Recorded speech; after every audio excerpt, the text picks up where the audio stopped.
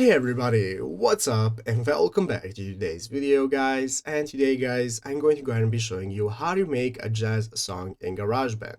This is a very simple thing to do, so make sure that you watch this quick and easy video till the very end, follow my steps correctly so you can make sure that this works the same for you and you can do this yourself.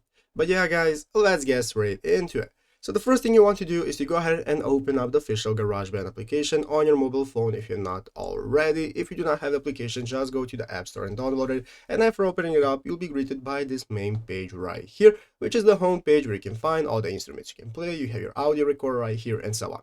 So guys, let's go and see how we can get started with making a jazz song. There are two ways we can do and go with this, guys. The first option we have is to go ahead and find something already pre-made and then edit it based on our likes. So here in the upper left corner, you can click on the live loop section, and here you can now find all the loops and all the pre-made sounds that you have, such as rock, we have electro, funk, chill, and so on. So you may be able to find something similar to here that you'll be able to use. If not, you can open up the sound library, and this is now going to open up this huge library of all the packs that you can access. As you can see right here, we have the 8-bit legends, the Vox melodics, and so on. They're going to enable you to get your desired sound.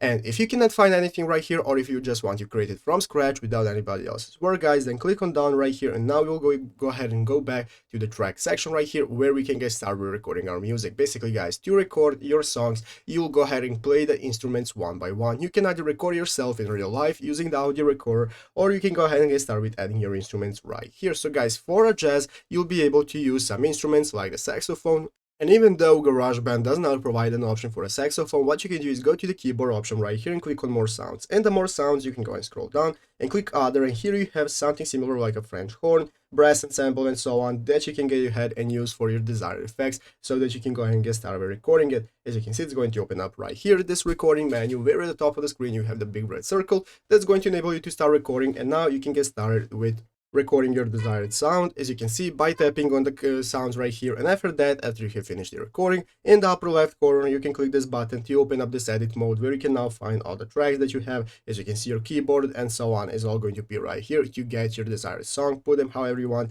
add your effects, and get ready with it.